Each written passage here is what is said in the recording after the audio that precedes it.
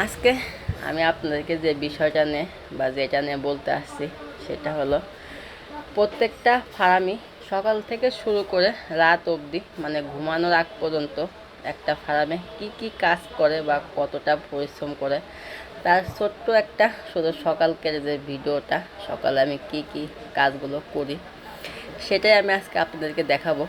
একটা ফার্মে কতটা কষ্ট করে তার পিছনকের যে ব্যাকগ্রাউন্ড পিছনকের যে কথাগুলো সেটাই আমি এই ভিডিওতে তুলে ধরবো। এর আগেও আমার ফার্ম পরিষ্কার করার ভিডিও আমি আপনাদেরকে দিয়েছি, তবে ওরকম কোনো ভিডিওতে ভয়েস দেই নাই। তো আজকের ভয়েসে একটু বলতে চাচ্ছি আপনাদের যে একটু দেখেন যে একটা খামারি বা একটা ফার্মি বিশেষ করে হাঁস মুরগি গরু ছাগল যারা লালন পালন করে। আমি প্রতিদিন 7টার সময় ঘুমের থেকে উঠি। 7টায় ঘুমের থেকে ওঠার পরে আমি প্রথমত আমার যে ফার্মে যে তালাগুলো থাকে সেই তালাগুলো সুন্দরভাবে খুলি।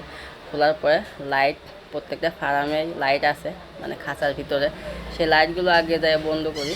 বন্ধ করার পরে তারপরে যে পানির পটগুলো আছে সেই পটগুলো সুন্দরভাবে ধুয়ে নিই। সপ্তাহে একদিন আমি পটাশ দিয়ে ধুই, আর বাদ বাকি টিউবওয়েলের পানি দিয়ে সুন্দরভাবে ধুয়ে সেগুলো পানি দিয়ে যে কোনো যে মেডিসিন যখন যেটা লাগে সেই মেডিসিনগুলো দিয়ে দিই।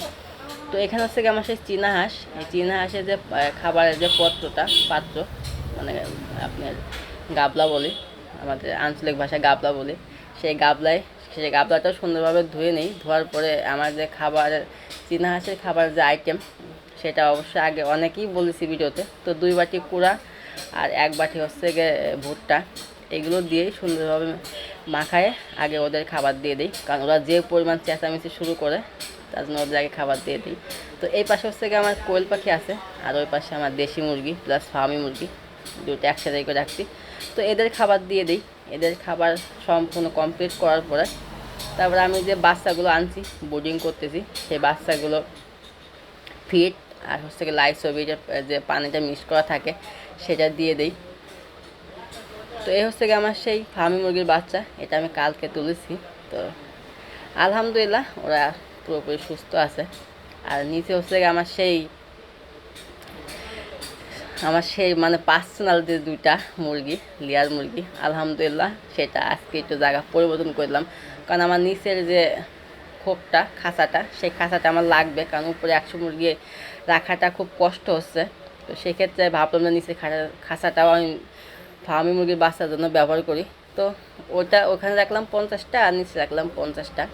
এখন 50টা থাকলে অনেক জায়গা থাকবে, ওরা ঘোরাফেরা করতে ভালো একটা সুন্দর একটা পরিবেশ থাকবে।